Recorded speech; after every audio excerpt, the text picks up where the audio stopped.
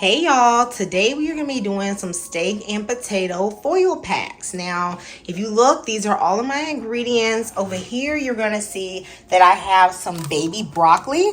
So this is from Trader Joe's. It's already washed and cleaned. I'm going to be doing this in a separate foil pack because I want to be able to watch, how it cooks. I don't want it to overcook. I have some honey gold bite-sized potatoes. Now, these are really creamy and tasty. I had them a little bit too long, okay? They got eyes, baby. They're going to start asking me for glasses, okay, if I don't go ahead and use them. So, I got to use those up today. I also have some top sirloin steak. My favorite for this is ribeye, but, baby, the price of ribeye, couldn't do it, okay? I have olive oil, this Maggi seasoning. This is pretty similar to soy sauce, but a little bit improved. You could also use, that W sauce, okay? This is the main seasoning we're going to use today. Really simple. I love this roasted garlic and herb, but I'm also going to throw in a little bit of white pepper. And just these two on steak is really good, but we will be upping the flavor with lots of butter, okay? Garlic. This looks like a lot of garlic, but remember we're doing broccoli, potatoes, and steak. All right, so you're gonna need all of this. I have an onion that's gonna, caramelize down. I love to add colors with the bell peppers. Of course, you have to have herbs. Now, the parsley is mostly for garnish, but I do have oregano here, straight from my garden, y'all. Thyme and also rosemary. Now this may look like a lot, but you can use a lot when you're growing it yourself. Maybe get you a rosemary plant. Honey, them things grow like crazy. Just put them in the area they get good sun. You ain't even gotta water that thing, and it's gonna get huge. Okay.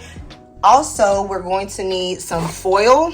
Foil a little high right now, but we do need it, and it's gonna keep cleanup really easy. So let's go ahead and get started.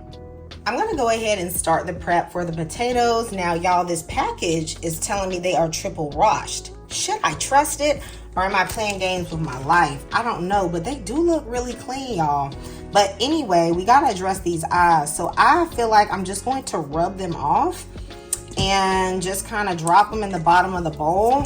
So I'm just going to knock these off. Now, I'm going to also prep these by cutting these in half.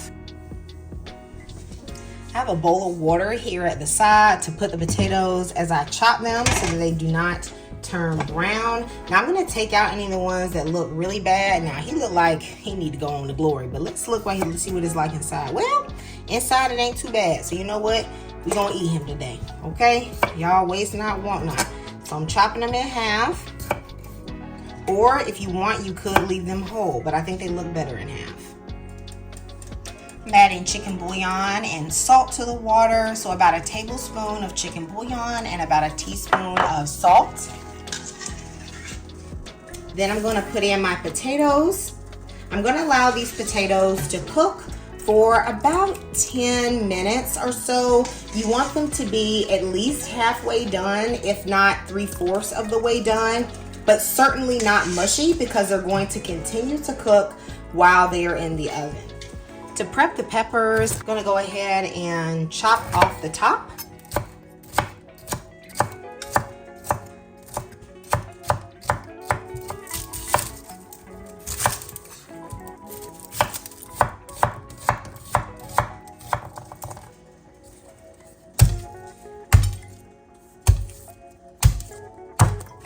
My favorite way to tackle that garlic is to just take my aggression out on it, baby.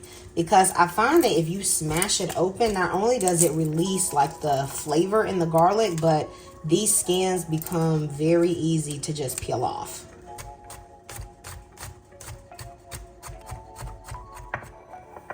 I'm going to strip my thyme and my rosemary, but if you have like a very tender stem thyme, like for instance this one, you can actually chop that stem up and just put it in there. I'm going to leave my parsley to the side. I'm not going to use all that right now. I'm going to dry off my top sirloin steak. It's about 2 pounds, and I want to leave some of the fat, but not all of it. As you can see, a lot of the fat on this steak is around the outside, and I don't want that thick fat cap. So I am going to either trim off or cut down the fat. I don't want to take all of it off because I do still want some of the pieces to come out really tender and moist. I think this is a great recipe to use a more affordable cut of steak as opposed to, say, a ribeye, because it will come out a little bit more tender. And with the seasonings we're going to be using, it is going to taste delectable, honey. So as you can see here, I'm trimming down the fat, but I am leaving some. And then I'm going to cut them into about 1.5 inch cubes. All right, guys, so the potatoes have cooked enough. At this point, they are about halfway done. As you can see, they still have their structure to them, but I can pierce them pretty easily. So that's kind of where you want to be. Even though they're both going to be combined in the same pack, I'm just going to season my potatoes and my steak separately. I feel like I can more accurately judge how much seasoning I want to put in there. Plus, I don't want to toss the potatoes too much and beat them up. So I'm going in with that garlic and herb seasoning, white pepper, I have olive oil and butter, little smoked paprika, fresh herbs, garlic, peppers. That's it for our potatoes. And butter again.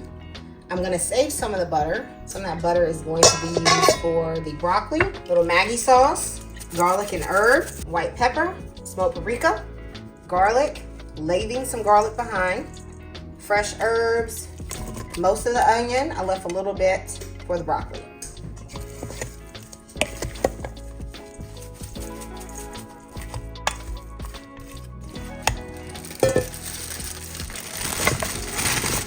I need lots of olive oil, that butter. Ooh, baby. The rest of the garlic and the onion. A little bit of salt, some pepper, and just a little bit of that garlic and herb, not too much. I'm gonna just mix these with my hands. It'll be a little easier.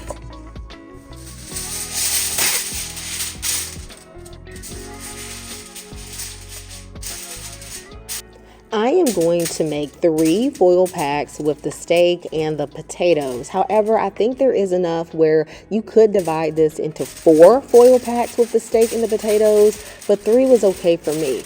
I am first going to wrap the middle sheet of foil around the food, and then I am going to go in and wrap the outside piece of foil around. I do not want this food to spill, okay? I don't want the juices to come out because I want to save the juice in order to make a gravy.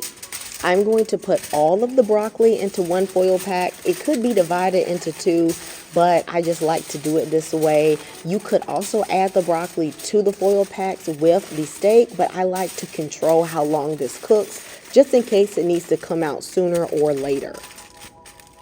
These are my foil packs. I have 3 for my steak and potatoes, 1 big one for my broccoli.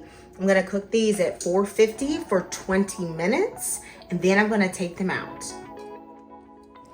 Once they are ready, I'm going to go ahead and open up the foil packs.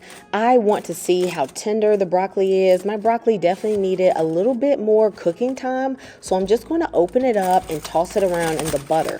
My steak and potatoes are mostly cooked. However, I am going to drain out that juice because I am going to make a delicious gravy with that, okay?